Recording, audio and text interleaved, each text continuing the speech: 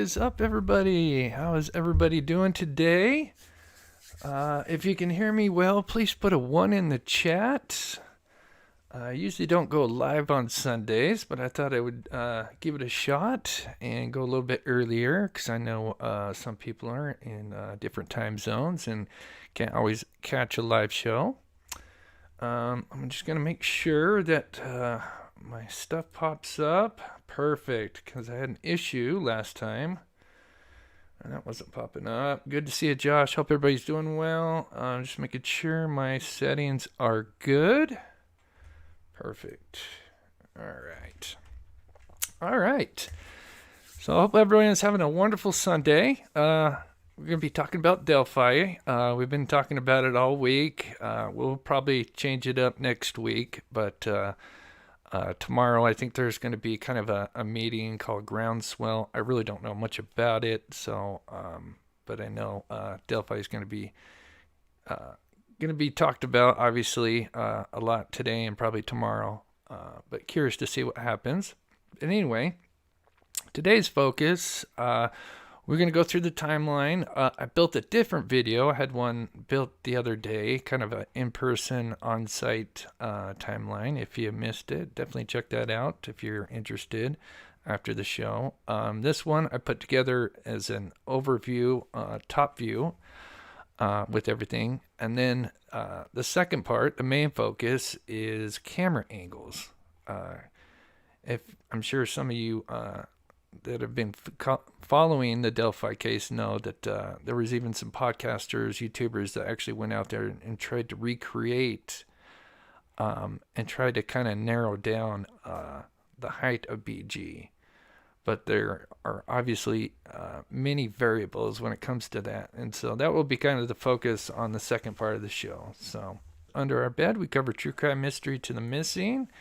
And we always like to give back by featuring a missing person at the beginning of the show. We do take requests, so if you have a family member or a friend that currently went missing and they need the exposure, you can email me. Just email me the name, picture, and the details, or a missing poster like this, and I'd be happy to feature them in an upcoming live. So today, this is actually sent in by one of our viewers, Tom. I'm sure many of you know who he is, a big supporter of the show. He lives in Texas, in the San Angelo area. And this is, I'm just reading the notes here, this is Sherry Miller, 15 years old. Looks like Sherry was last seen at 6 p.m. on October 1st of this year. So it looks like she's been missing for almost 2 months now. She is 5'7", approximately 160 pounds, blonde hair, blue eyes. Last seen wearing a black t-shirt with San Angelo to go. Unknown colors. Sherry's believed to be in and around Grape Creek area. This is, you can contact, the number here is 325-657-4315. All right. So hopefully that has a good ending and they find her. And I'll just quote, kind of zoom in there so we can get a good look at her there. But yeah, that was sent in by Tom, and hopefully she is found and comes home before Christmas. All right, let's get to this. I see some people mentioning. Yeah, so before we get started, for those that may not know, I'm 6'3". I am pretty tall. I do have big feet. I got size 13 feet. And I have cords that are plugged in everywhere. And actually have my PlayStation 5, which I barely use, but once in a while, I have the very little time that I have to play. I'll have my controller plugged in, charging it. Anyway, I tripped over that cord, or tripped on it, and with my other foot, to brace myself, kind of slid, and I have a transition behind me that goes into my bathroom. You know, the little transition from carpet to tile or whatever, and they'll have the little nail heads that are supposed to be all the way down so it's smooth. Well, there's just one little nail head that's poking out of the transition, just a tad, and I literally barefoot slid right into it and shaved a good bit off the bottom of my foot. And so it was not fun, but yeah, it's very tender, but we got it cleaned, and yeah, we'll survive. Could be worse. It could always be worse. So anyway, all right, I'm just looking for the video here. Here we go. Yeah, ouch is right. Yeah, it sucked. Okay. So like I said, if you're just coming in, we are going to, on the main focus, we'll be talking about the camera angles. But first, we'll approach the timeline. That way, if anybody's not familiar with the Delphi case, you can get up to speed. And there's also some things I wanted to mention as well. Terry says, "Oh no, I'm not 6'3", nor do I have big feet, size 8, but I am the clumsiest person you will ever meet." Yeah, I am that way too. I was definitely clumsy.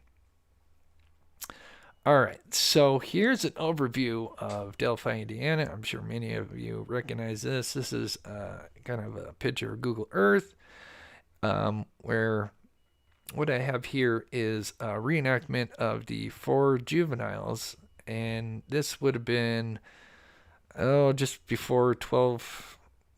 Let's see, they take the picture at 12:43, so you could say this is like somewhere a little after 12:30, because they'd have to walk to the bridge. But here's just kind of reenactment here. And so this would be the 4 juveniles. 2 were sisters, and they would take a picture of the bridge at 12:43. It does go fast here. Now they don't get back to the Freedom Bridge for another, let's see, she takes a picture at 1:26. So it could be that maybe we don't know exactly what they did after they took the picture. They could have, kind of hung out there. They could have went on the bridge for a bit, but clearly they must have hung out for a bit, and then eventually they would walk back on what is known as the 501 trail. I'm going to take a sip here. And so now it'd be about 1:20 as they're getting closer to the east side of the Freedom Bridge.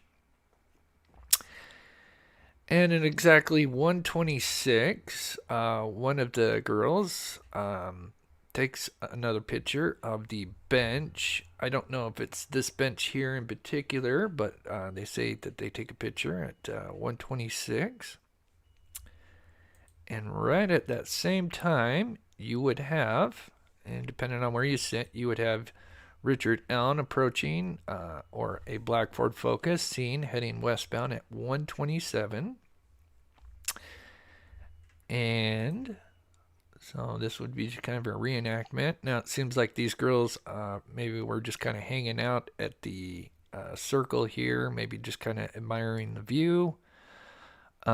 Allen or the suspect, depending on where you sit, would eventually back in, and we kind of polled the audience, kind of guessing what way, when the witnesses described it suspiciously backed in, was the rear end facing, we know it's south of the building, which is here, was it backed in, this way or the way I have it here. And I think most of you voted this way, because it looked like there is kind of like a parkway in front of that building, and you would have some shrubs and trees on both sides that you would kind of easily conceal the vehicle.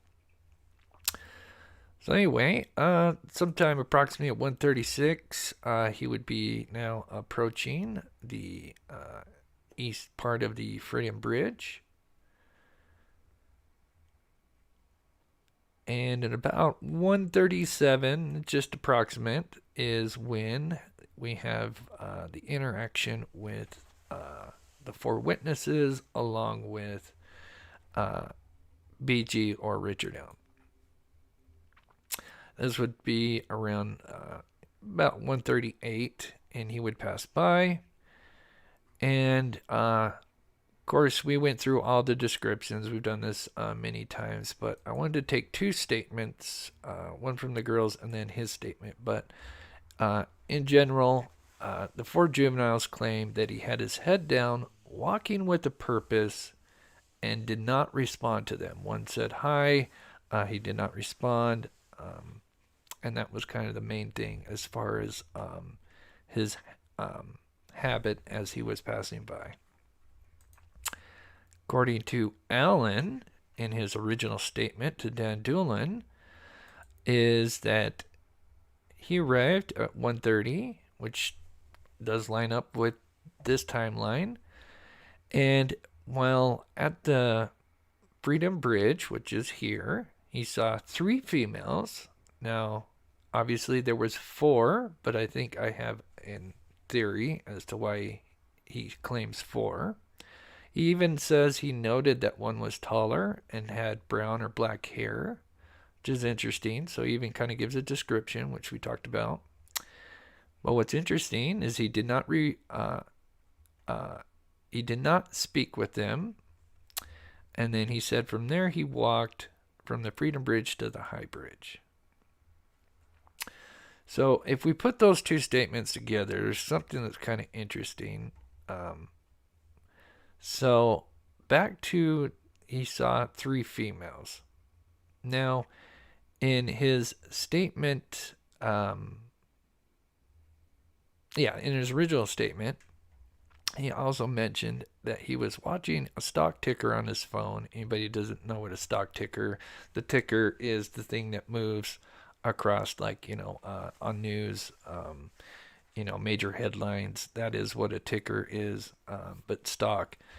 And so he's claiming he's looking at the stock. But I thought it's interesting he words the way he worded this, because, what would you be doing if you were looking at your phone? You would have your head down. 4 juveniles claimed that this guy had his head down. So I think it's kind of interesting that it kind of matches up with his behavior that he claims in his original statement. He also claims that he did not speak to them. That also corresponds with the juvenile saying that, even one said hi to him and he did not respond. So you have another 2 statements that line up with each other. And then with the 3 females, in my opinion, my theory is if he was walking with a purpose and had his head down, it could be easily that, one could have been just kind of stacked up behind the other. And so he only saw 3, even though there was 4. There could be many different things. Maybe one of the girls kind of wandered off at that moment, or was kind of off to the side.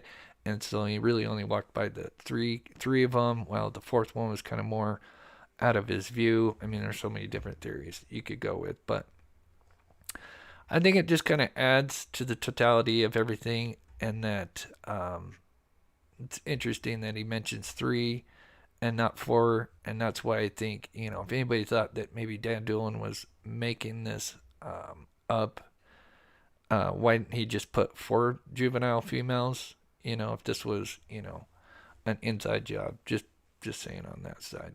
But anyway, moving on.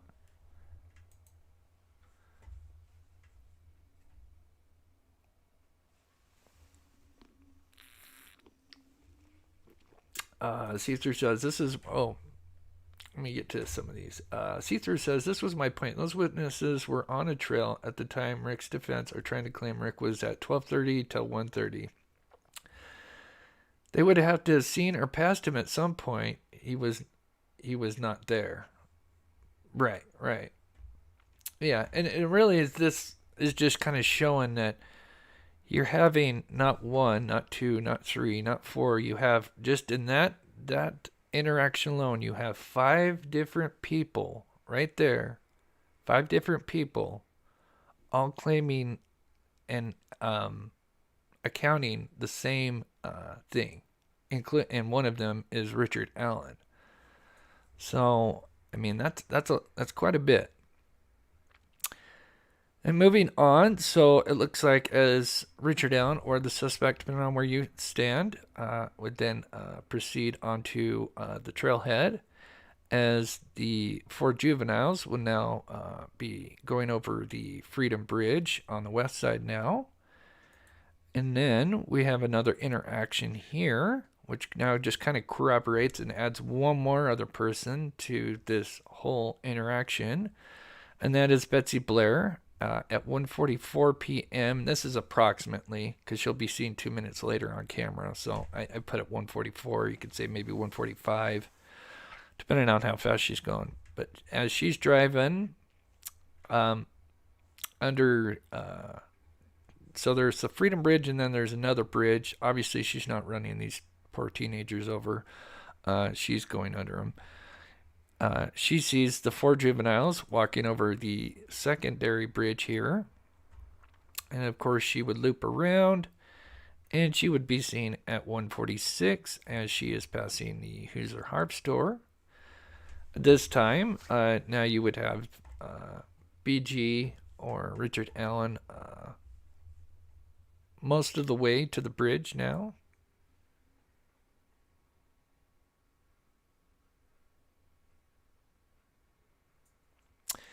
And so a lot of things happen right there. I wish I could have slowed that down a little bit, but so she would arrive, probably parked at 1:47, got out, and just after she got there and started walking the trail, I would assume about that time, Allen or the suspect would have been on the bridge or approaching the bridge. And at the same time, you would have Kelsey German dropping off Libby and Abby at the Mears parking lot at approximately 1:49, 1:50. Then we have Betsy Blair, who would approach the beginning of the bridge. And then once again, we have two statements from two different people, which correspond with the other. So again, now this wasn't in Allen's original statement, unless they left it out. We don't know. But when they obviously interviewed him after they learned of his statement in October 13th, 2022,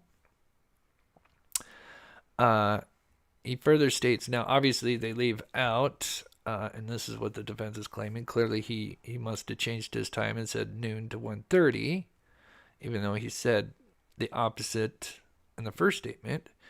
But this is where he still states that he saw three juvenile girls at the Freedom Bridge, of all places. He also further states that he went on to the Monon Bridge to watch fish, which is really just such a weird statement. And then later in his statement, he said that he walked out to the first platform of the bridge. Not the second platform, not the third, not the fourth, not the fifth, not the sixth. There's 6 platforms. He says he went on the first platform of the bridge. Then he walked back, sat on a bench, and then left. He still claims that he parked at the old building in this new interview in 2022. And he even claims that he's wearing blue jeans and a Carhartt jacket with a hood. But the biggest thing is that he claims he's on the first platform. Betsy Blair's statement. She described the male as a white male wearing blue jeans and a blue jacket, both adding up to what he said in his statement in 2022. Furthermore, she advised that he was standing on the first platform, not the second, not the third, not the fourth, not the fifth, not the sixth. The first platform. So once again, you have another interaction where his statement and this statement with the witness line right up. So obviously, this would be what would conclude to be the young guy sketch, which we have shared a theory on, in my opinion. I think in just one theory that I think this lady, in particular, this witness, is a witness that goes to this trail a lot. We've talked about it, of course, many times, but my theory is that it's quite possible that she goes there quite often, and she could have probably had a same interaction, not that day, but like days prior, and could have possibly mixed up the days and the persons she saw. But that's just, like I said, that's just my theory and opinion. Let me get to some chat here, and then we'll move on. And then, like I said, we will get to the camera angles because I wanted to talk about that. Cunningham, good to see you here. Interesting, the girls don't mention him looking at his phone. Now, I only use that as a statement. I just thought it was interesting that he states that he's looking at a stalker on his phone, so that means you would have your head down. So I'm really just saying that, if you're looking at your phone, you're going to have your head down, which, would kind of correspond. So it's not really saying that those two match 1-to-1, but I'm just saying, if you mention that he was looking at a stock ticker, and that's, he's just kind of on his merry way, it would kind of line up with him having his head down and just, going off to do his thing. So that's kind of where I was just kind of putting those two together.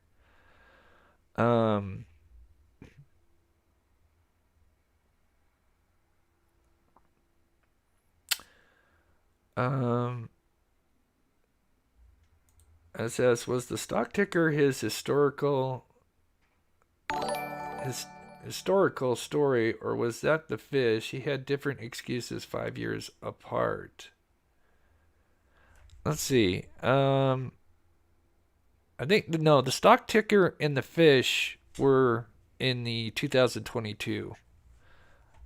So, but we don't know. As far as the Dan Doolin interview, we don't know if that was like the whole thing or not. We will look a little bit more at that later. So we'll take another peek at both statements. Truffles, thank you so much for the $10 super sticker. You are so awesome.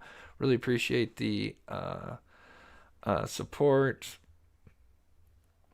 I have a Popus, not Richard Allen. That is young tall guy. So you don't think it's Richard Allen. And I know there's quite a few people that feel that way, and we totally respect that. If you feel differently, we just ask everybody to be respectful of everybody's opinions. And just get the rest of these, and we'll keep going. Jason Watts, good to see you. Hope you're doing well. Cecil Hotel. Interesting name. You're a good guy. Thank you so much for the $5. I don't know why. Cecil Hotel. I'm thinking of Lisa Lamb. Is that the Cecil Hotel? Hotel Cecil? Is that what it is? I know it's got another name because there was two hotels that are like, and it changed. But anyway, I saw that and I was thinking, because that's a story I'd like to cover, and I think they're doing a new documentary on Lisa Lamb. I'm kind of excited for it, but I can't remember who's doing it.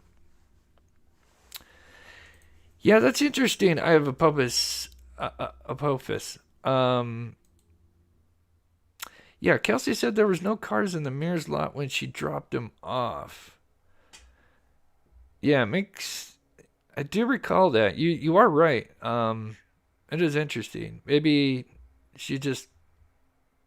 I don't know, but I think you're right on that. You do have that right.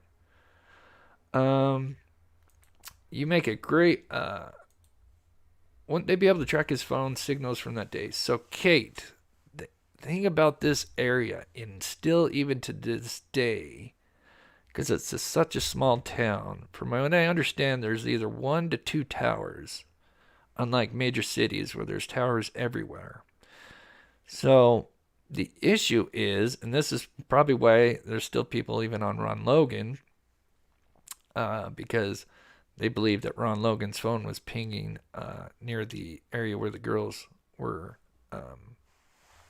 lives were taken, even though that's on his property. The thing is, if you went out there like with an iPhone and you did Find My Phone, with another phone and tried to track your phone, and let's just say you're standing on the bridge anywhere, your phone might say it's over here or in the cemetery or south near the creek. It's that area is not great. So triangulation, and this was tested by Steve from True Crime Web, literally I think last year. He tried to do that because it's the same thing using the Find My iPhone is the same thing as triangulation that they use. It's more or less the same thing. And so yeah, that kind of it's not exact. So now it would be interesting to know because they did get his phone details, and that's something that we don't know about that they could have in discovery that we have no idea about yet. So you do bring up a interesting point about the phone, but they wouldn't be able to. It wouldn't be precise. I don't think it'd be held up in court, other than the fact that he was in that area. But it would be probably like I don't know, maybe a 1 mile radius, maybe less than that, but a little bit beyond my expertise. But I just know that the cell phone service is not great and the tracking on it is not perfect. So this point is when Betsy, after seeing Bridge Guy or Richard Allen, depending on where you sit, she would now be walking. And of course, she would confirm that she saw Abby and Libby as she was walking back. And of course, now Abby and Libby are headed to the bridge. Now, we don't know for sure exactly what happens next. There could be two scenarios. Either Richard Allen walks back and maybe was going to go after Betsy Blair and then saw Abby and Libby and then could have continued walking the same direction and made sure that the coast was clear, that nobody else was coming. Even could have walked all the way to Mira's parking lot just to make sure that, because then obviously there wouldn't be any cars there that we know of. And then these girls would be slowly crossing the bridge. And so Libby would take one photo on the bridge, I think just after platform 2, I believe, or platform 1.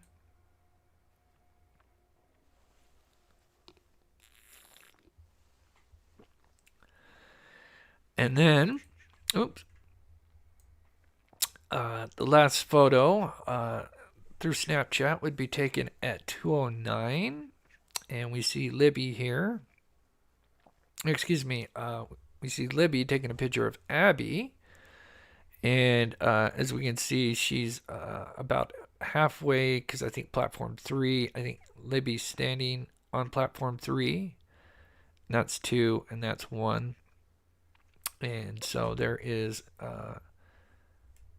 Libby taking a picture of Abby as she's crossing that very scary bridge. This photo has been studied many times. You can't see anybody back there. There has been some videos, and back in the day they thought you could see a shadow and somebody behind this tree, but they've all been debunked. But it seems like these girls were going kind of slow. I believe, I think there was kind of rumors, or I don't know if it's rumors, but from the locals, I think that it was one of Abby's first time maybe crossing the bridge, although they used to do geocache, so I'm not sure on that. But either way, they were going fairly slow across the bridge.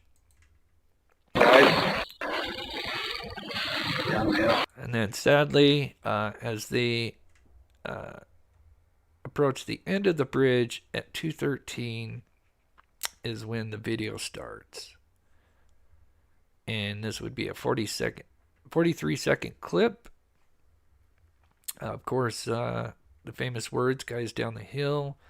which is obviously split up. That's not said in one sentence.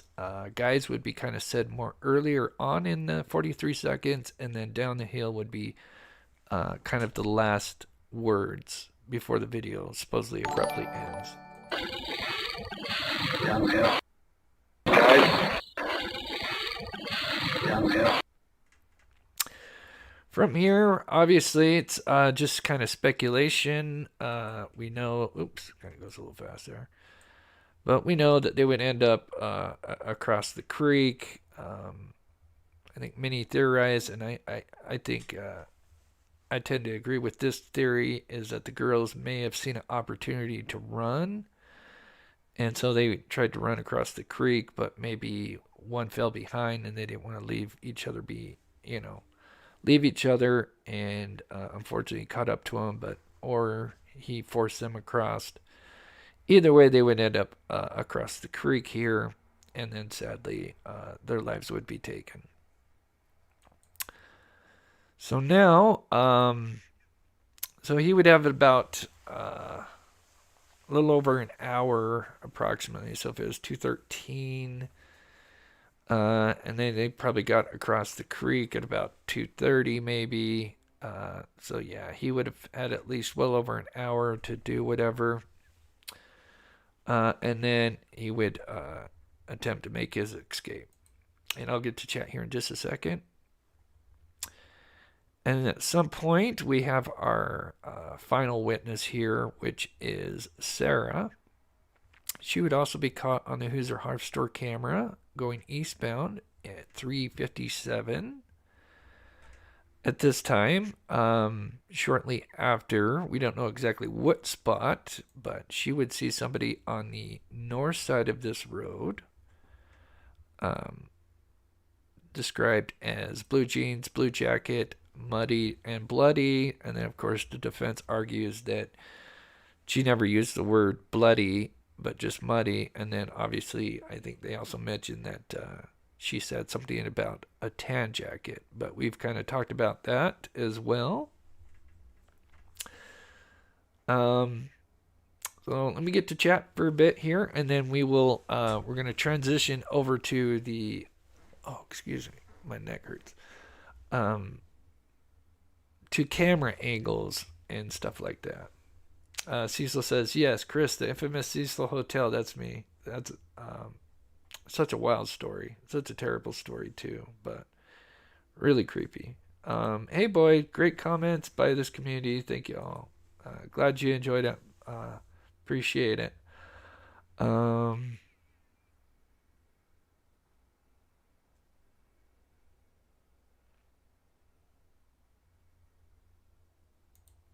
Ooh, that's interesting. Lori Bolton. If Betsy frequented the bridge often, could she have been the target until she left Abby and Libby? Until she left and Abby and Libby showed up. Interesting. That's not a bad theory. It's definitely clear that Betsy had frequented that. The way she knows where people normally park at this place. We kind of looked at that in prior live shows, but yeah, I think it's definitely plausible that she's been there many times.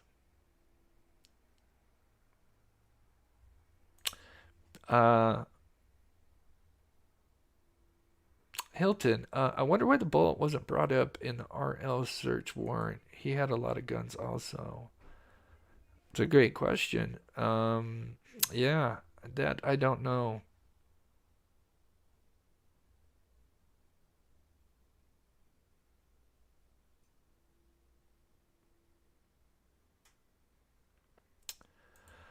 Hutch, thank you so much for the $20. I really appreciate the support. Thank you so much. Sorry, I'm reading a bunch of comments here. But I really appreciate the super chat. It really helps me out. Chris, can you zoom in on the background of Abby on the bridge? I promise you, Chris, it's been done. You can't see anything. But I do have it, and we actually are going to look at it again. But I promise you, there's people have studied that photo, And there's nothing. Amy says, I wonder what the rest of the recording shows. I think a lot of it, the phone ends up in the pocket and it's kind of mumble jumbled. Um, but there are obviously some other things that are said. Okay, moving on. Just make sure I got everybody. Okay. All right. So let's look at the issue with the height. So I forgot to grab the original poster, but I think what it said he was believed to be 5'8" to 5'10". Now, obviously, that's probably going off witness statements, you know. And I know I'm not the best judge of character when it comes to height, unless you're 6'3", then I could probably get fairly close. But the issue is depending on where the camera is sitting, you can appear taller or appear shorter depending on the angle of the camera. This is just kind of photography 101. And clearly these girls were at a lower position to Bridge Guy or Richard Allen, depending on where you sit. So when it comes to measuring, there was so many variables that I don't think, unless you knew exactly what he was wearing, you would be able to exactly know what his true height was. If he was wearing boots, which Richard Allen claimed that he was wearing boots that day. And so here's a video that I found because I wanted to do a video, and I apologize, this is the best. This video is literally titled different camera angles and how you can make a person look taller, shorter, whatever. And so but it's just this model. It's kind of weird. It looks like she's out almost at the salt flats, but I'm not sure. I don't think it certainly does look like it in some degree. This is kind of like what the salt flats look like. And even the background. So this is taken at waist level. So this would make her appear taller. If she had, let's say, a static, graph behind her with, measurements of how tall, she would almost actually appear to be a couple of inches taller, just even at waist level. Maybe not inches, but she would appear slightly taller. At eye level, obviously, it would be just right. Look at the mountains behind her. At low level, she looks much taller. And this is just obviously basic photography or videography, kind of 101. I skateboarded for 12 years, and obviously we filmed a lot, skateboarded, and we would watch skateboarding. We'd watch professional skateboarders, videos before we'd go skateboarding to kind of amp us up. And we always noticed that like the stuff that they did always looked much bigger. And we even went to some of the famous spots that they skated and noticed it wasn't as big as it looked on camera or, on the footage. And that is because you'll notice when it comes to skateboarding and many other probably sports, they film at a very low level. That makes it look like whatever object they're jumping onto or off, it makes it appear much bigger and much more dangerous. But just basic camera angle alone will make someone look either shorter or taller. So just a basic thing here.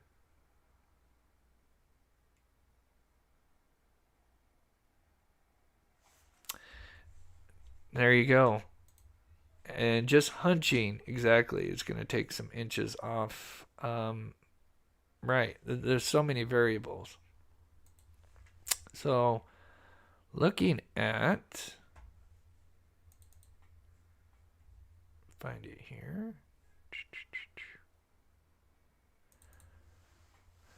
So here is, let me go to this one here.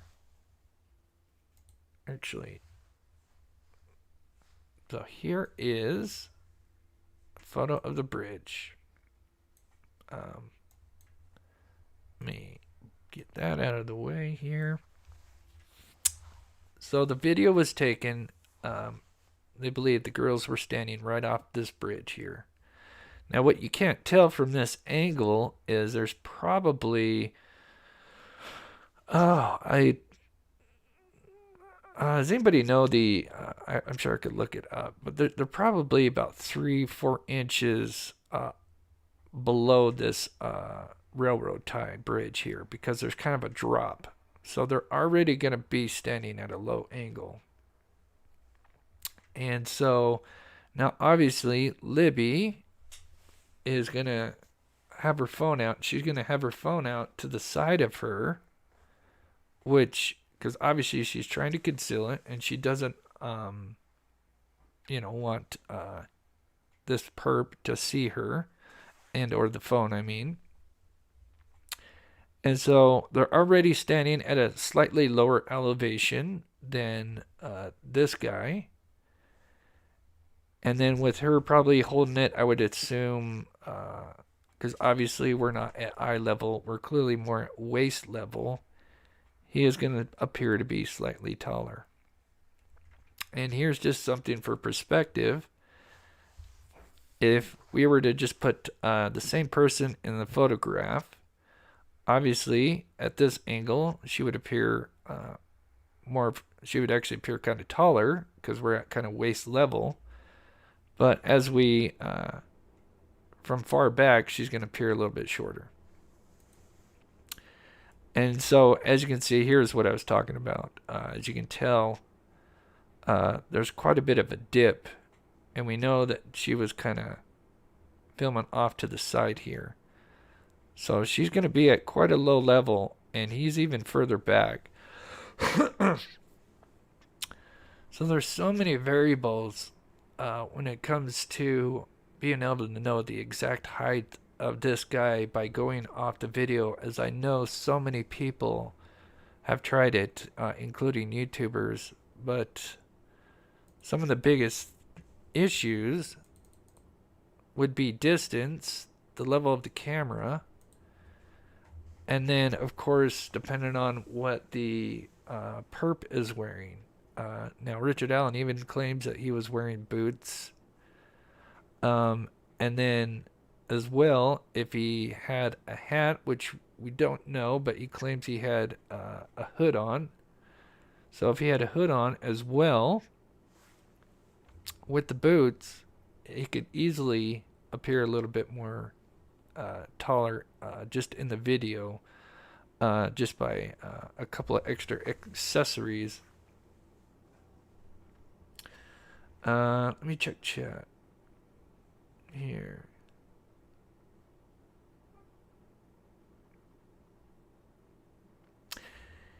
USA, I think she may have been holding the camera near eye level.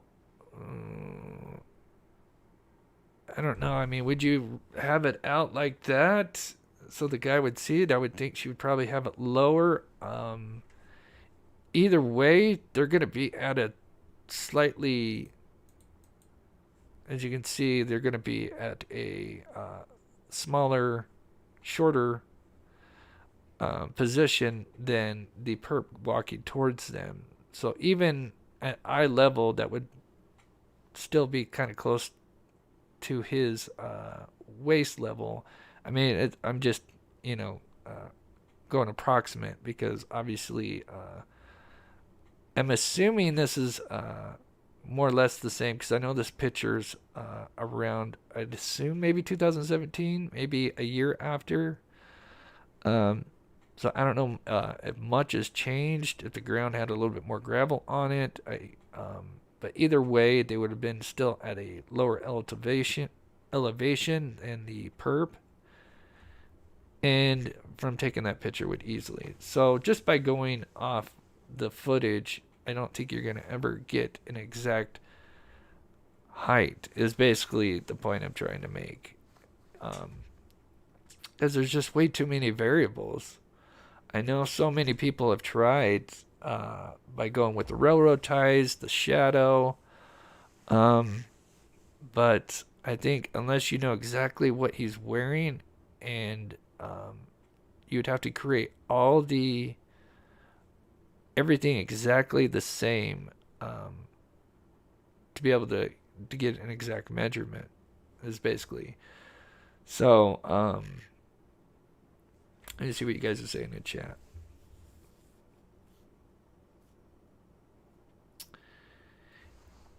And they could have been on the bridge. I believe they were on the bridge. And if they were, then I would think she would still. I mean, we can look at the angle that he's filmed at. Clearly, he's being filmed at waist level. It's not eye level. So either if they were standing close to on the bridge, then same thing. The camera would have been held down low. Either way, you're still getting a waist level view of BG. So it's going to make him, at the very least, slightly look a little bit taller, is basically what I'm trying to say.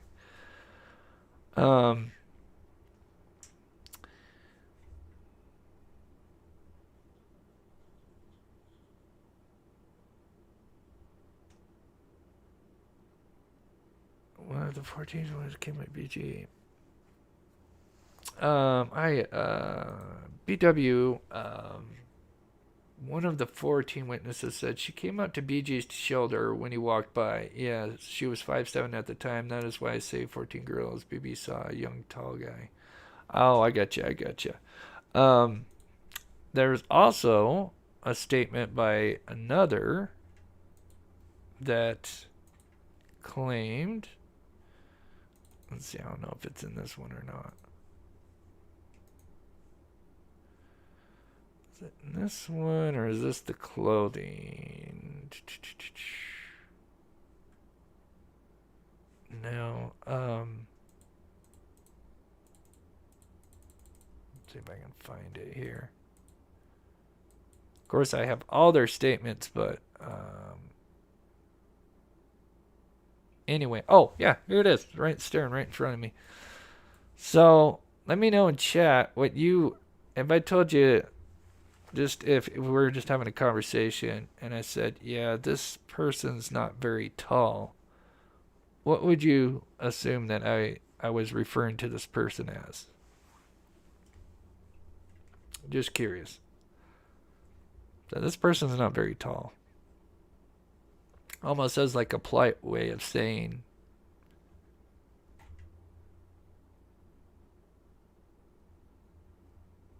this person is short.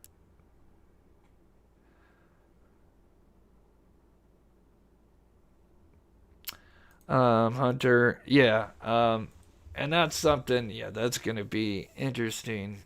And I wish I had that quote clipped. Man, we almost have 600 people in here. I guess I might recap some of the other stuff you guys may have missed. If Sorry, I had my heater on, so I was kind of getting some feedback. Yeah, exactly. Short. So yeah, they do give some different descriptions, but yeah, you're right. One of them did say that that their head came up to his shoulders. I'd be curious to know how tall she was. I think that would be a great indication. But let me just give you something also that I thought was very interesting that I shared in the recent live that we came across. Where is it? I got so much. Yeah, this is wild. This is something I had never seen. I mean, I've looked up so much. I'm sure there's obviously we almost have 600 people in here. Thank you guys so much for taking the time out of your day to watch the show. So this was taken. Douglas Rice. I've heard of him. I don't know a lot about him, but I guess he had like a Facebook group or something like that where obviously they talked about the Delphi case. And anyway, apparently and I'm assuming, because there's 4 juvenile witnesses, 2 of them were sisters, and I believe, but I could be wrong, the young sister said to her mom, or at least one of them said to her mom, although she didn't get the best look at this guy, this is what she said. She said, he's likely in his 40s to 50s, and uses the word short. He was seen around Freedom Bridge at around 1:30. She thought he resembled Jimmy Duvall after her mom showed her a pic. For those that don't know, this is Jimmy Duvall. I think he was a offender, offender, and local to Delphi. And anyway, I'm sure you know where I'm going with this. I mean, and this came back in 2017. I mean, that is spot on, in my opinion. I mean, that's crazy. The beard, the eyes, the hair. Now, obviously, I think she claims that she saw only like half of his face or something like that. But it is kind of wild that she picked this guy and she got Richard Allen. That, I mean, they could be brothers in some regards. But kind of interesting. Anyway,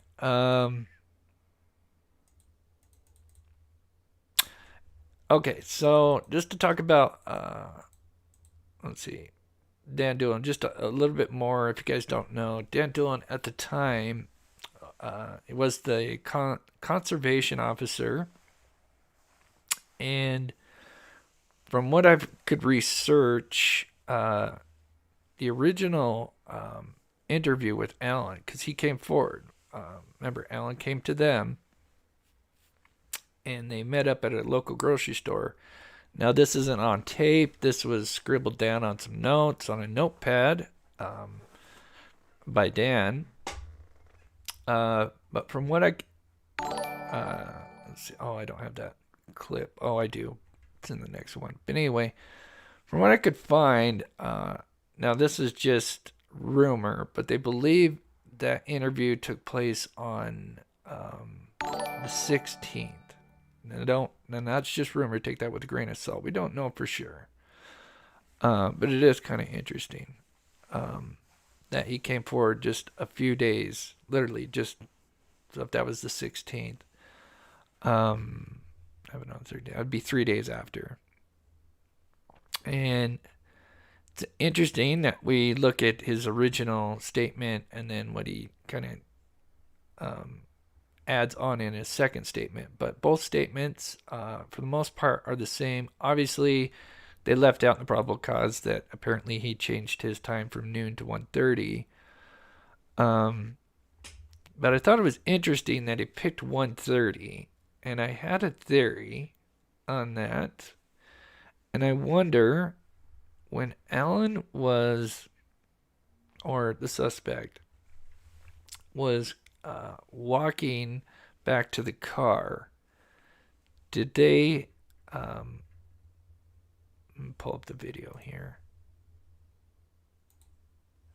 Do I have the Hoovers or Harm store? Oh, yeah, here it is.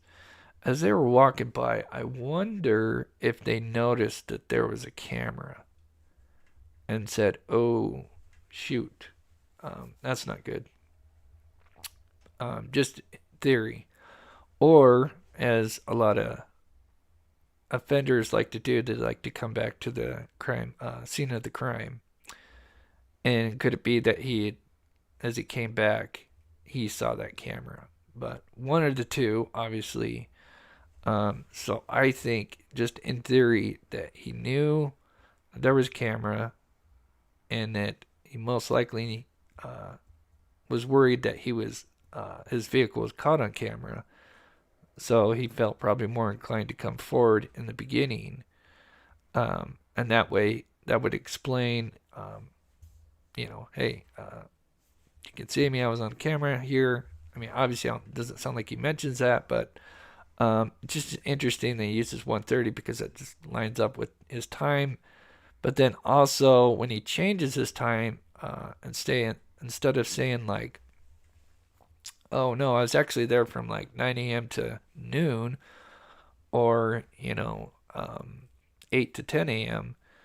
I think it's interesting that the start and stop, the start and end time are the same, which is 1:30, and I think that's because I think he knows that his vehicle's on camera. That's just my theory on that.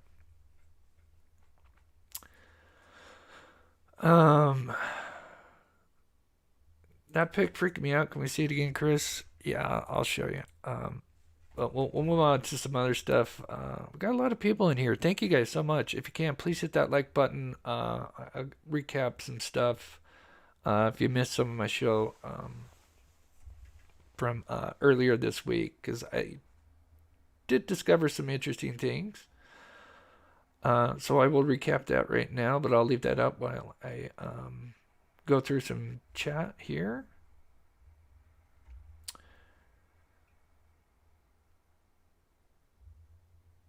G-Stone. Duvall is the guy on the bridge. Hey, who knows? But Slifty Goosey, good to see you. I hope you're doing well. They could be cousins. It is. It's creepy. It is creepy. Chris, your CC just disappeared. Just refresh. That's probably on YouTube's end. Just probably refresh the stream. Sometimes chat goes out. That's just on YouTube's end. And that happens to anybody. All right, we'll recap some of the things that some of you guys may have missed earlier this week. Happy Sunday, Chris and Mob Crew. I hope everyone is having a great weekend. We are barbecuing, and watching football. Doesn't get much better. Justice, law, and order for Libby and Abby. Amen. Thank you so much, Tom N. And if you missed earlier, I did feature Sherry. So hopefully she is found. But thank you so much, Tom. Amazing supporter. So, yeah, let me recap some stuff because I'm assuming there's some people that might have missed some things that we gone over in the earlier shows this week. And we'll just kind of quickly go over them. But there were some interesting things that I did uncover if you missed it. So, going back to the beginning, one of the things I took down was all the witness statements that saw the vehicle. This is just focusing primarily on the suspicious vehicle and the times that they were seen. You have the first male, Terry, that sees it at 2:10. He claims it looks like a PT Cruiser, could be a small SUV. He doesn't say it's a PT Cruiser. He just says it looks like something like that. He also claims it's backed in. Then we have Betsy Blair at 2:15, which is the anomaly here because apparently what's left out in the affidavit is she saw a Ford Comet, which clearly doesn't look like a PT Cruiser, smart car, or a Ford Focus. But she also does claim that it was backed in suspiciously. And then 13 minutes later, we have Wesley, who also sees a dark, what appears to be a smart car, doesn't say it is a smart car, just says possibly a smart car, who also notices that it's backed in oddly. One thing that I caught, which was very interesting, is I looked at, because a lot of these people were driving to and from this area, and I noticed that none of them had mentioned seeing the car when they were arriving. That arrow's going the wrong way. Oh, that's because that's Richard Allen. That's why. Never mind. Forget that one. But I noticed nobody mentions, Betsy doesn't mention seeing the vehicle when she arrived at 146. Sarah, the witness that sees the guy on the north side of the road, she never talks about seeing a vehicle, this old CPS. It's only when the witnesses are driving westbound is when they see the suspicious car backed in, which means it was most likely backed in right here. As a matter of fact, and I'll show you guys. We also did a Delphi tour where we did kind of the same thing, except instead of overhead, I did it in person. But let me go back. Here it is. Here is. So there is the old CPS building. We think in chat we kind of did a vote. I asked people, did you think it's backed in here or backed in right here where it's, you've got this shrubbery here? And I think most people said here, and that would make sense. So if you were driving this way, you wouldn't see it. I'm assuming these are probably tall enough that you just wouldn't see it. So the only way you would see it is if you were coming this way, you would get advantage and you could see the front of it. And so that's what most of us believe is the way Richard Allen, or depending on where you sit, the suspect parked. But kind of interesting. Kind of discovered that. And of course, we talked earlier about how all the witnesses kind of match up with their statements, and we'll recap that one more time. But here's the issue, and one thing, if you think Alan's innocent, and about the only way I think this could work. So his vehicle is caught on the camera. So the only issue is it's caught on camera. If he's leaving, it's kind of going the wrong way, in my opinion. But it could still work in one regard. He could claim that he parked at the Mears parking lot at noon and then left, because remember, his car's caught on camera. And he left, and it's caught at 1:27. And then he could say that he... do I have it here? Let's see, hold on. Yeah.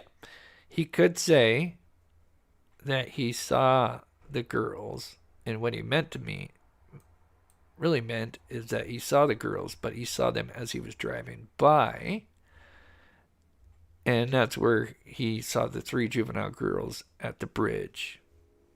That's about the only way you could kind of untangle this web if you believe Alan's innocent. But obviously you could really just pick that apart in so many different ways, which we kind of did, I think, the other day, which is, one, unfortunately, the vantage, this is at a lower angle, so you would not actually be able... So here's the turn. Here's actually the camera. So here is Alan. Let's just pretend here's Alan. Camera's probably situated here. You can almost see where the mount was at originally. But this is the bend coming up. Freedom Bridge, the circle, is kind of like behind this house. The issue is you would be focused on this turn, and there's all these trees, and then it's sitting a little bit lower where the Freedom Bridge is at, that I don't think you could really use that excuse that you saw the girls as you were passing by, because you have all these trees, you're taking this fairly sharp turn, so your focus would be on the road.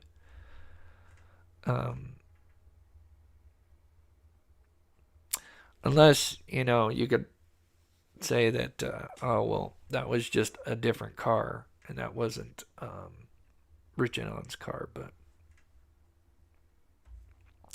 that's just a look at it from the, in-person view.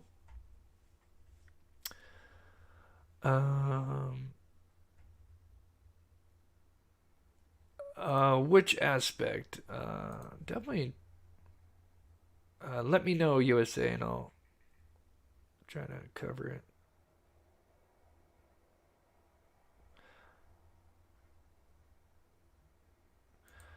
Jay, just got here about 15 minutes. Have you discussed the ethics of the judge involved in this case? All right, so I'm going to be honest, Jay. Uh, my views on that. I sit idly with the judge because, and I'll be honest, I'm not going to focus much on that. We will be kind of maybe tapping in tomorrow to see what goes on. But it really divides the chat, and I hate that because we did a show when this was really starting to brew, and it really divided the chat. People feel very strongly one way or the other, and I hate to see that because I felt like in other cases many people would agree on the same thing, would be best friends. But man, it kind of got slightly ugly in chat, and I hate to see that. But anyway, long story short, when it comes to the judge or just the whole situation, um, I really wish because it was Baldwin's office and Baldwin is the co-counsel, he wasn't lead to Richard Allen. To me, I think they could have just kept Rosie, maybe gave him a slap on the wrist, even though it didn't happen at his office. I think, in my personal opinion, they could have kept him on. I mean, we were literally months away from the trial. Like, I'd get it if we're like still like a year out and all these leaks are happening. I could understand her getting rid of both the defenses, the attorneys. But with the leak and everything, and that's on Baldwin's kind of end of it, even though I know, apparently Gold wasn't happy about the Frank's motion either, so that's kind of on Rosie as well when it comes to that. So I know she wasn't happy about that, but I don't think that's near as bad as the leak, obviously. So my position on that is it's just too bad they couldn't just keep Rosie on, get a new co-counsel, and they'd still be able to have, trial at the beginning of January or push it back a month to give them a little bit of time to catch up. But that's kind of my views on it. As far as Judge Cole, I don't want to go there just because it's, like I said, it's very touchy subject for a lot of people, and it's, yeah. I think we're all here because of Abby and Libby, and we want justice, and we want a fair trial. I think we all agree on that, and that's what I want, and I'm sure all of you want that as well. And that's where I stand on that. Anyway, so moving back on, went over that. One interesting thing is if you look at the list of exhibits that the defense used to build the Frank's motion, does mention, oh gosh dang it, it does mention DNA documentation. That's always been something that's been speculated, even though they have said they had DNA, we just didn't know what kind of DNA. I think it's hair and fiber. It could possibly also be maybe touch DNA. Tobe Lesenby had an interview and he was asked that question and he answered it kind of vaguely, but he did kind of point to his hand and say, "Yeah, you've got touch DNA. That's very I forget the actual quote, but it was a vague answer. But he did kind of hint yes. So yeah. Sorry, I'm losing my voice here. Cindy, Chris, you're such a class act. Thank you. You believe what you believe, but you don't bash others for not buying your beliefs. And yes, it is all about justice for Libby and Abby. Thank you so much. I'm not perfect. I get things wrong. But yeah, I stand, I believe Richard Allen's innocent, or excuse me, that he's not innocent, but I do want him to have a fair trial. Because obviously, for Abby and Libby to get justice, everything needs to be, needs to happen appropriately. Okay, so a few more things here.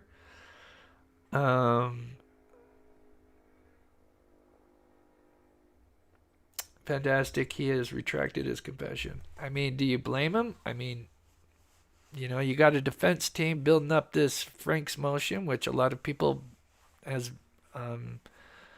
bought into, and I don't blame them. And then of course, yeah, you've got to recant that. If you're pleading not guilty, and that's for your life, I would think, yeah, he's going to retract everything that he said originally. But another interesting thing, if you didn't know, when they switched from the first sketch to the second sketch, it was, I think, a huge part in because of Betsy Blair. They did an interview, which I'm assuming would be a secondary interview or a third interview with her, but it happened in March of 2019. Coincidentally, a month later is when we would get that big press conference where they apparently switched gears. They brought out the new sketch, which is the young guy sketch, which now we know is Betsy Blair's sketch. And apparently she claims that's a 10 out of 10 when it comes to what she believes she saw. But and so obviously the original sketch came from Sarah, who saw the money and bloody, and the second sketch came from Sarah, seeing the guy on the platform 1. So it was kind of interesting that they did. She felt very confidently, but the fact that she saw oops, I went too far. The fact that she saw claims to have seen a Ford Comet where everybody else saw something smaller and darker, whereas a Ford Comet would probably be a bright car. And obviously it's not Ford, it's Mercury makes them. But those cars are bright. If you look up the models, obviously mint green, flashy colors. So I would think anything but black. So my theory on that is I think Betsy, if she did frequent that trail a lot, that she may have just mixed up a prior event with the car and the guy on the bridge. And she did see those two things, but it just happened on a day prior to the actual crime. And so if that were true, then that means the young guy sketch is irrelevant. But that's just a theory of mine. Also, I broke down the where they claimed Sarah supposedly did not say a did not say a blue jacket, but a tan jacket, and that she only claimed to see that it was muddy, not bloody. And so clearly they would have crossed the river and they would have had to go up the bank, and they would have definitely, including Abby and Libby, but especially the perpetrator. So that, where you see that yellow, if you can see that, that is basically where the approximate crime scene was. Not the exact, but this is approximate. So it's around there is where sadly the bodies were found. And the creek, this was taken in, I think, 2022. So the creek has gone down a bit because obviously it wasn't as shallow when we saw the footage from the 14th. But you can see these banks are pretty, some of them are pretty tall. And at some points they measured it and they said it got up to like 3.5 feet or 3.5 feet. So they would have been wet, and especially if it was Richard Allen, he's 5'4". He would have been probably, if he hit some of the deeper ends, he would have probably definitely gotten, some of his chest wet, his Carhartt wet or whatever hoodie, and then happen to come up that bank, you would probably get mud on you, and then obviously through time that mud would have dried a little bit, and it could be that maybe she said it looked blue, but it also looked tan, and maybe that's where the defense is kind of harping on the tan part, is because the he had mud on his jacket, and he could have had a lot of it, and so it looked. She wasn't sure if it was a blue or a tan jacket, and so just speculation on my part when it comes to that.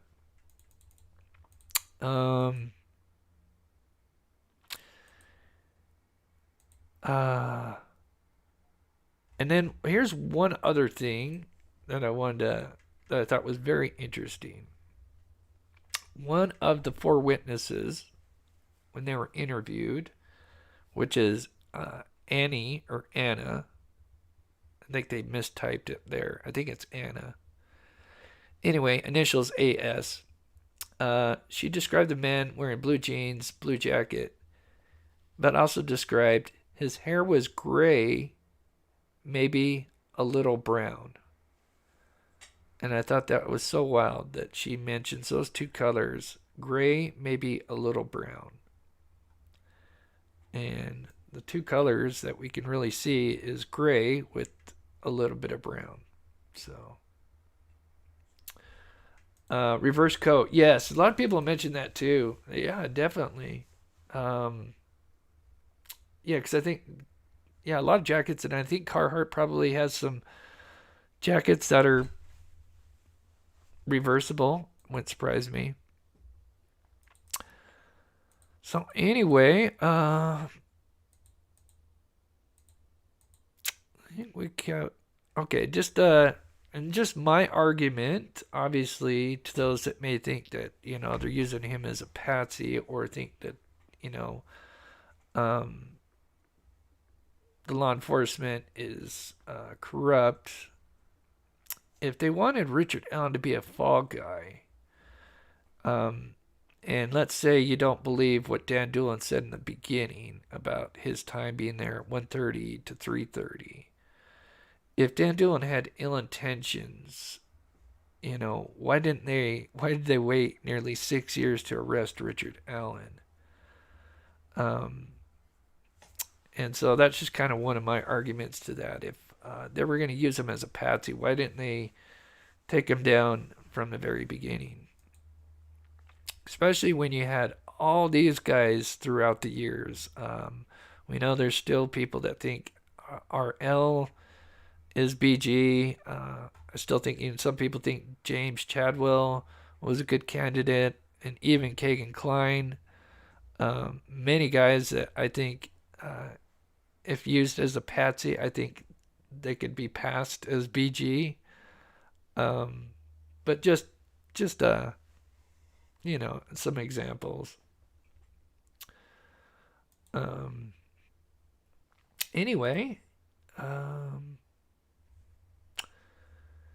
anything else? Let me get to chat here for a bit. And we almost have 700 people in here. That's so awesome.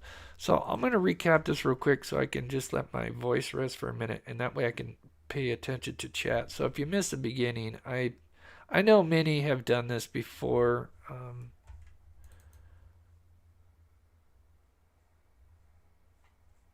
Where is it?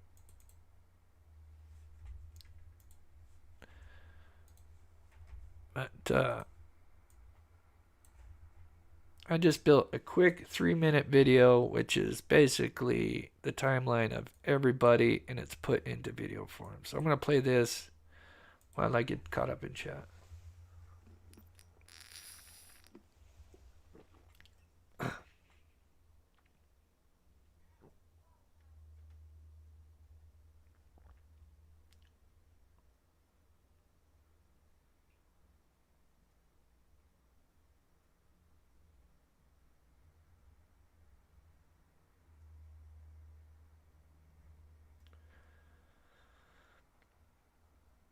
For real, the way BG is dressed, you would think there would be buku DNA.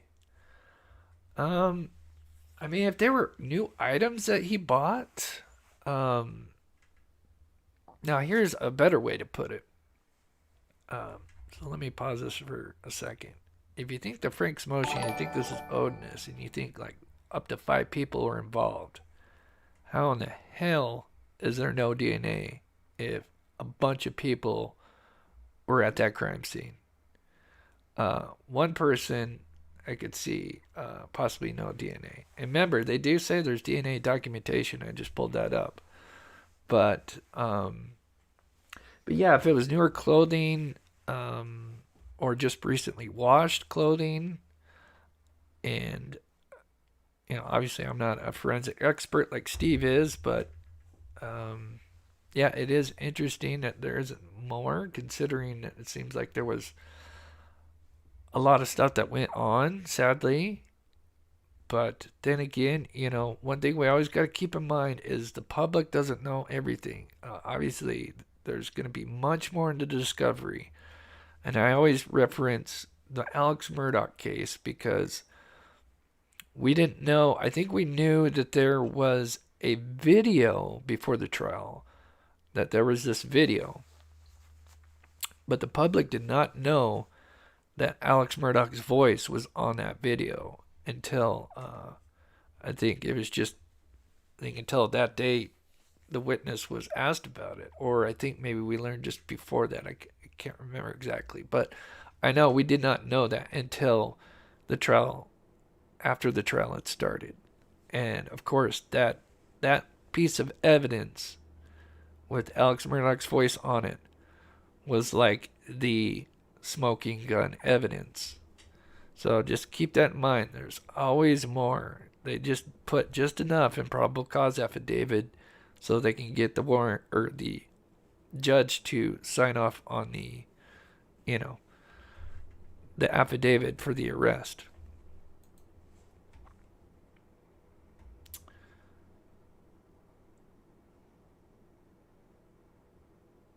Sharon says, I'd love to hear from Officer Michael Thomas. He may be the only truth in this complete mess.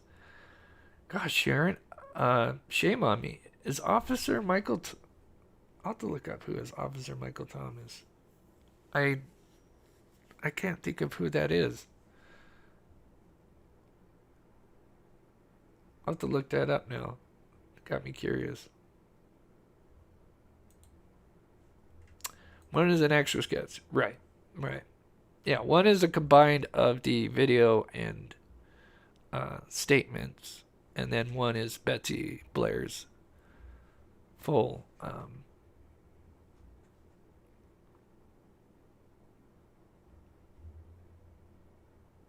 Yes, see, Romero, this is a great point. Alan was measured at 5'7" when he was booked. By the way, not 5'4". Not sure if this included in his shoes, but that also matches BG in the video. So that's the thing. If you look at, and I know what you're talking about. I could pull that up. The picture is not quite the picture when they took that of Alan. It's not like eye level exactly. It's slightly lower, which goes into what I was talking about earlier. That you can make anyone look tall or short depending on where the camera is angled. And I noticed that it was a little bit low.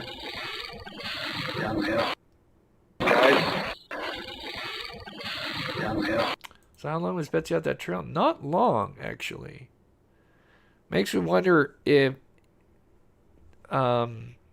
she got creeped out by bridge guy.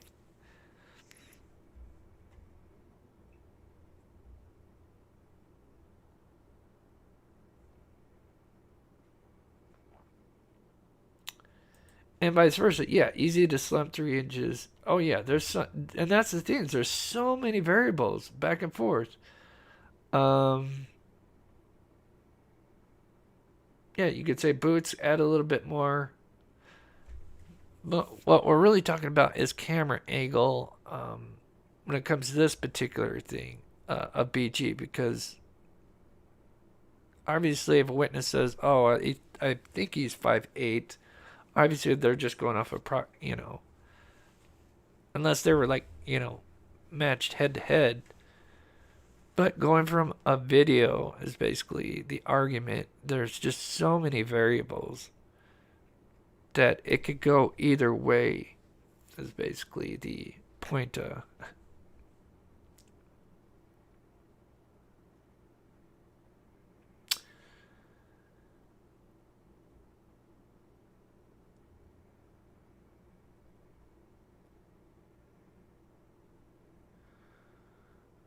BH son was supposed to meet the girls that day. I've heard rumor of that, but I can't. I don't know that for sure. Um, I honestly don't. In my opinion, I don't think those guys. I mean, some of them apparently don't know the others, which is, you know, but now Ron Logan's 6'3", isn't he like 6'3" or something like that? To me, there's no way Ron Logan is BG in my opinion. I I think you would, even though his voice kind of sounds similar, which is really strange. Um, he's always been open. I mean, he out of all the people, as a matter of fact, come to think about it, all the kind of public persons of interest, and technically he was a person of interest in the law enforcement eyes. He's the only one that I know of that actually repeats down the hill. Like, um, I would love to hear Alan repeat that, in my opinion. Um, but let's see.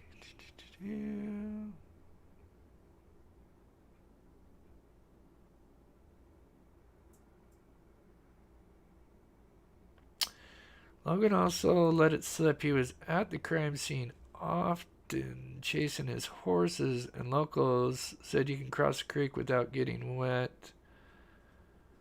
Which, I mean, sounds like just a guy that knows his property well. So, yeah.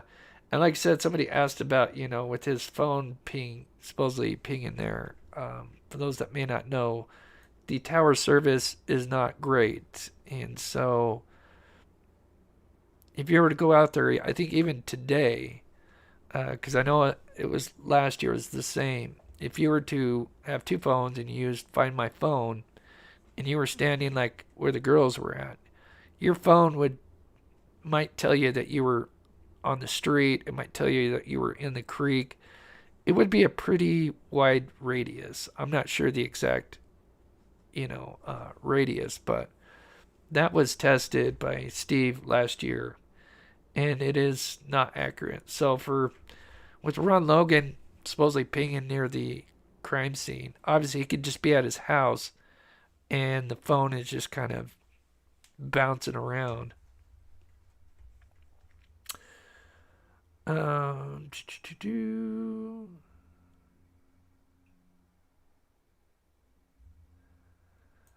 Sharon says, I think Toe L sounds like guy down the hill. Interesting. Um, I don't know. I'll have to hear his voice. It's been a while since I heard his interview. But anyway, Missy on some crime. I'm all crew. Under that jacket of BG, you can see what he's wearing: a sweat top or logo or something printed around the waist height of. It's on my CP. I've cleaned up the pic and enlarged it.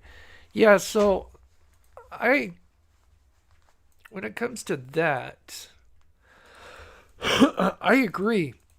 Now I'm not sure if you're talking about. Let me read that again. Under the jacket of BG, you can see what he's wearing: a sweat top. Yeah. So I think, and I don't know, maybe you're the one that sent this to me.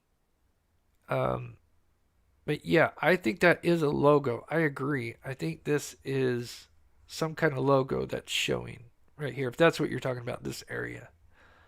Because I have tried to recreate this many times. I've talked about it many times. But I've tried rope. I've tried um, so many things.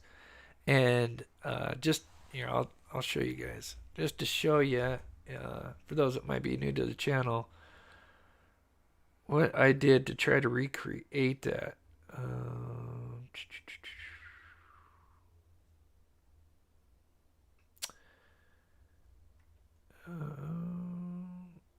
Delphi News. Is it that one? No. That one. Nope. One second here. Delphi 2. Is it this one?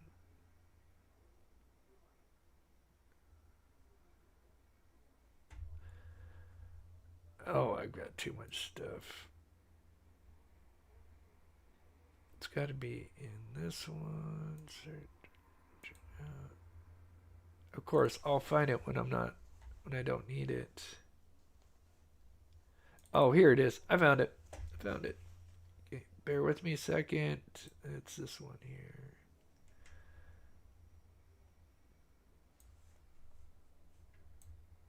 Pull that one out. Here we go. Pull that one out. And I did more than this. This is just a couple of them.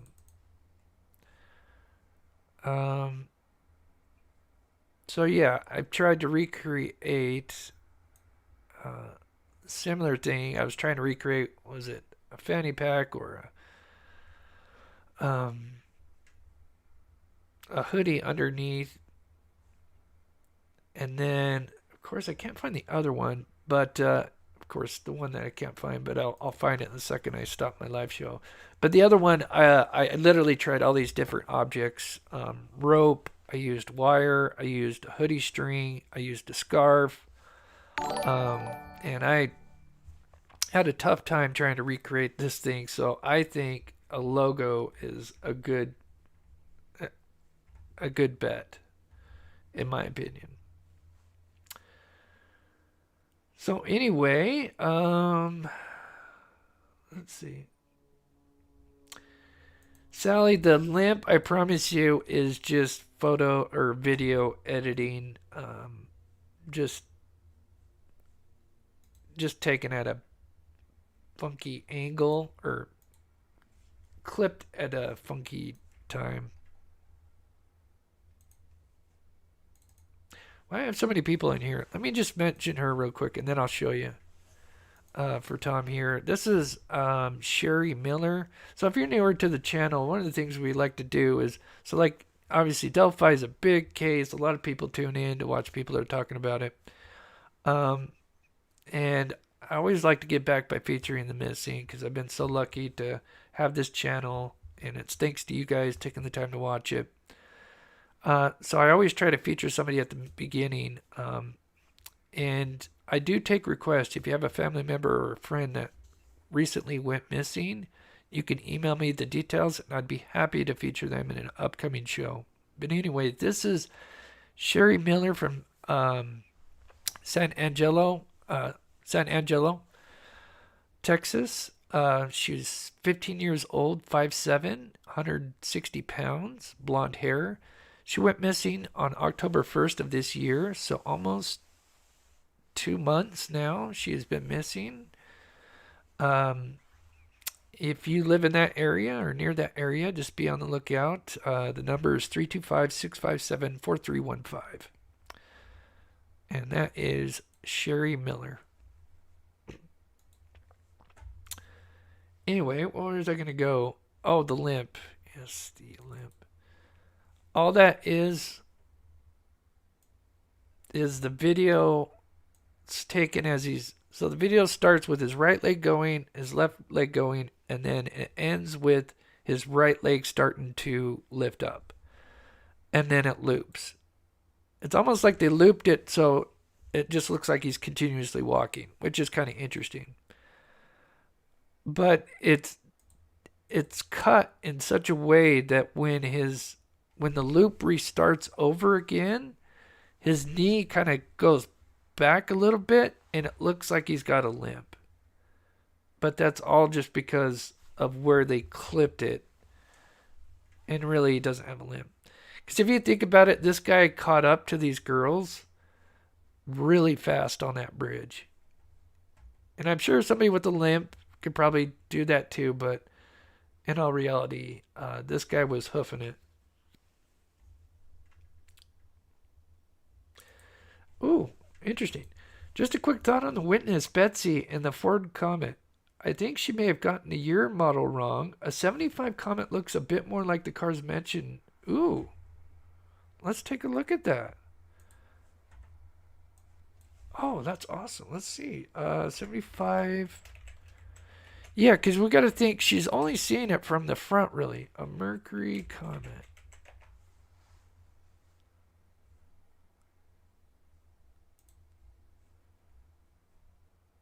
Okay, let's take one from the front. Yeah, notice the colors. Just look at the colors right now. I mean, almost, and this is 75. There's one black, but that's just a catalog car. I mean, all of these. Look at there's one black one. That's a 75 actually. I mean, all of them. I think black was not a common color for these Comet. So it's weird that she supposedly saw this Comet.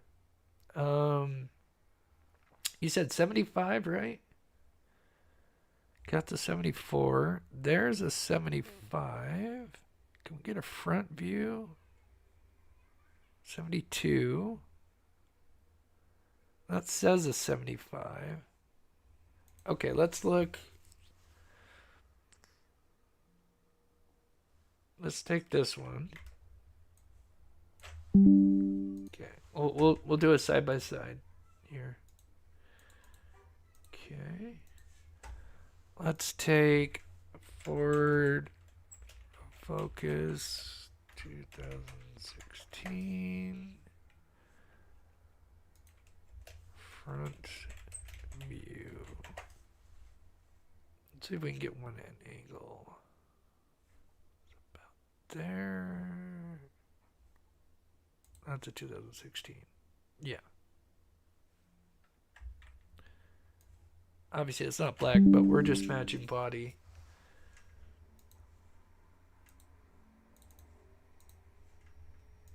Let's see. All right. Let's test them out.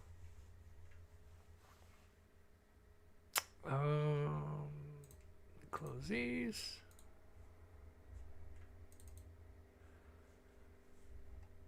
Unless there's a different model, because that one looks... I can already tell it's not looking too close, but... Yeah. Nothing like it, actually. Is it that one, or is there a different one you're thinking? Sorry, I'm trying to...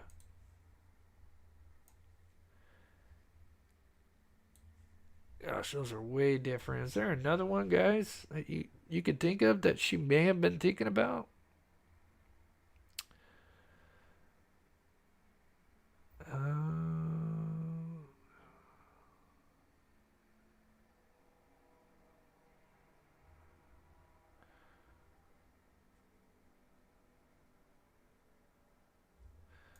All right, Carolyn, good to see you. Hope you have a wonderful weekend, and we'll talk to you soon. Yeah, I don't think that one looks... But I could have grabbed 75 Mercury Comet. That one looks nothing. Let's... Here, let me pull up this. I can kind of use a reference. I mean, none of these look really close.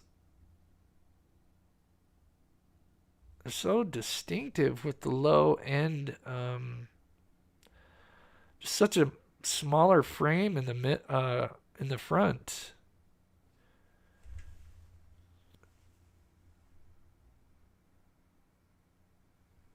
I don't know. In my opinion, I think this witness, that's just, I really think that witness, oh, wait, ooh, what is this one? Oh, can't see the whole end of it. Man, this is a 75, but I honestly don't, I don't know what she was seeing. Does pique my curiosity though. I'm gonna have to look at a bunch of Mercury comments and see if maybe there is one that semi resembles this front end, but it's clear she had to. It's clear that car had to have been parked. Um, we got Fig in the chat. Welcome, Fig. Hope you're doing well. Get your thoughts if you're still in here. I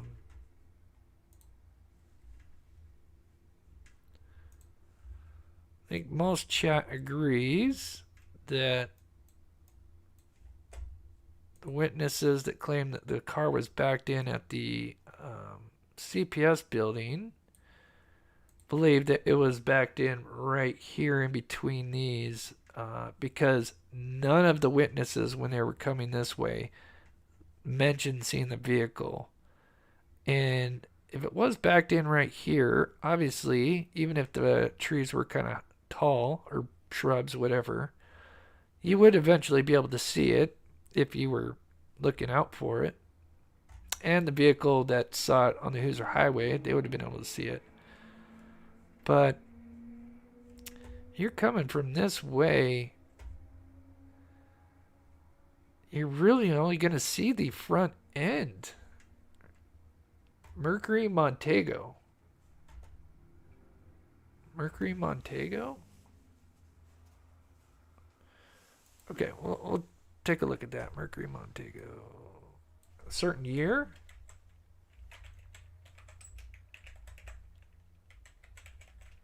I'll just do 1970. Oh, way different. I mean, none of these. Wow, that is. That's even worse. Nothing. None of those look like it. I don't know. I don't know. But if you're rewatching this, leave a comment in the chat. If you can think of any kind of Mercury comment or Mercury from 1960, 1970 that has some kind of looks similar to a Ford Focus 2016 front end, let me know. But to me,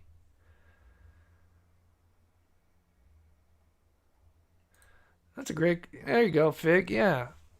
Say Richard Allen was there from 12 to 1:30. Why didn't he come forward after the 2019 press conference when they asked for people who were parked at the CPS building from noon to 5? That's a great question. Thanks, Fig, for sharing that. And he put out a great video, really great video. I'm sorry, you can put the title of your video on the chat, Fig. I know part of but I'm gonna butcher the title because I'm dyslexic, so I'll switch things up. But anyway, we've been going on. I've been rambling on for about an hour and a half, but anyway, I think we're gonna leave it there. Let me make sure I didn't miss anything. Yeah, Ford and Mercury are the same. That's why even one of the theories I had when it comes to the Ford Mercury debacle is did she let's see, where is it? Where are you? I hate when Windows does that. One of the other theories I had is is if she just saw the car, and of course it reminded her of her father, but that car drove by. Okay, here it is. This is what I was going to say. Is that around that same time, the reason why she said Ford Comet in the apparently in the witness statement is she saw the Ford logo, and that's why she said Ford Comet. But she actually just saw like a comet driving by earlier or around that same time, and then just kind of mixed them up. But that's just, you know, a theory. But but yeah, obviously Ford and Mercury, they are one and the same. Um,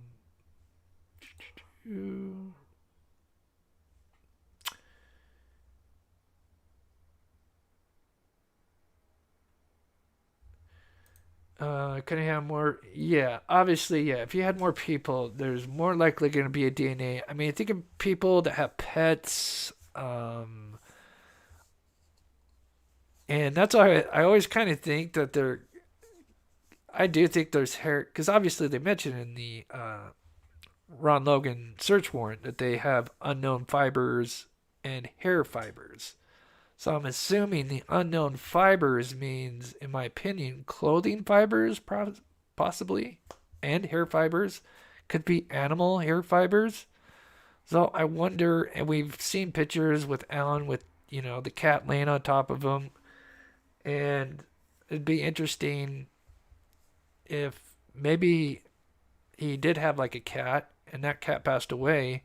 They did take a lot of his clothing, which also kind of confirms that I'm sure they did that for many reasons, but they could be maybe trying to pull certain fibers off his clothing that they took to match what they found at the crime scene.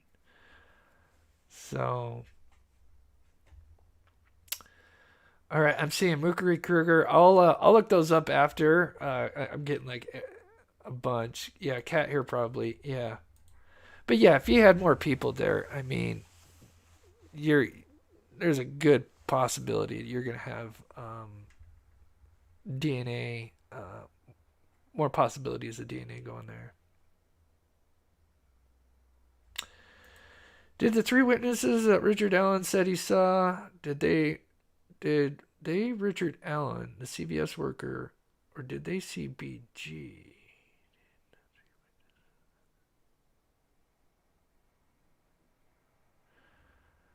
Did they Richard Allen, the CVS worker, or did they see BG?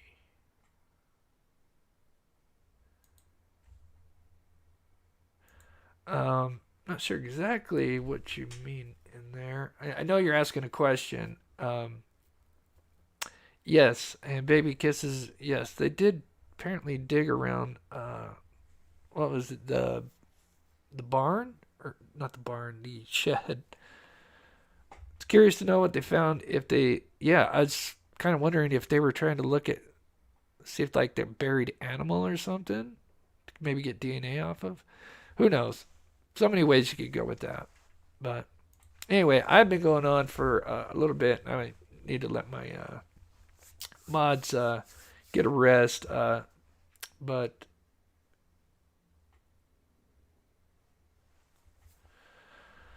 Ivy, that was Betsy Blair. Fig, do you know? While you're in the chat, do you know how old Betsy is? I'm just curious. And the only reason I ask is because obviously I shared my theory that it's clear that she frequents this area, and if she's like towards retirement age, she has time on her hands, and so she may have many memories of going to this place and more recent ones before that crime happened, and she, when it comes to this young guy sketch and this Ford comment, that this is a memory that just kind of got blended in with a different day. So, Just curious if you know. But anyway, I think we're going to end up on that note there. Make sure. Oh, I did miss a couple. I'm sorry. Sometimes they just don't pop up. Cindy, thank you so much for the $5. I did see that earlier. I'm sorry I missed it. Thank you so much for the support. You guys are awesome. June, good to see you. I haven't seen you for a bit. I wonder why Libby was recording. Just recording a stranger is odd to me. Wonder if it was intentional. I definitely think so, June. There was rumored that one of the things said in the video at the beginning is it, and I'm quoting here, is that the creepy guy again? So, because there has been part of the transcript, which came from a certain YouTuber who interviewed the family, who had actually seen the video and heard the audio of the 43 seconds. And, but yeah, that's always been one of the quotes mentioned is that they said, is that the weird, creepy guy again? So clearly, their instincts, Libby's instincts, and were right that there was something wrong with this guy, and she was gonna try to, get him on camera. So, um,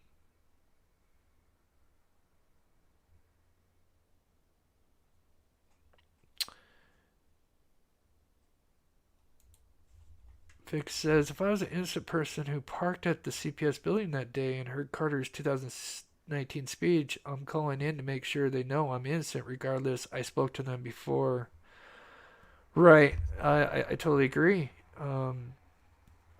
Yeah. And like I said, you make such great points when it comes to the video you made. Definitely check it out. We got the link here. I'll try to pin it before I end it here. But yeah, I think I'm going to end on there before I lose my voice. But if you missed anything, we definitely covered a lot of areas. But let me leave on this. This still just blows me away to this day. But one more time, one of the witnesses claims that the person she saw looked like he was in his 40s and 50s, was short, and he resembled Jimmy Duvall. That's Jimmy Duvall, and that's Richard Allen. And I'm going to leave it right there because that, it's kind of wild. Anyway, guys, hope you had a wonderful Sunday. We'll be back on here Monday, hopefully with Steve.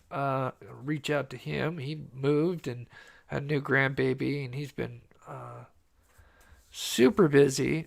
So hopefully we'll have him on this week. Things calm down.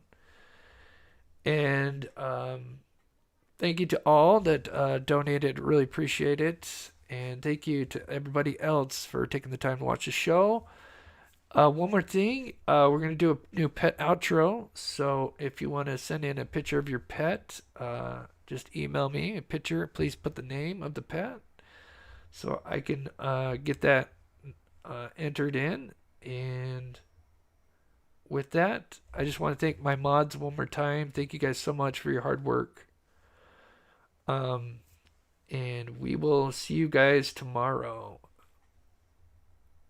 Much love. Be safe.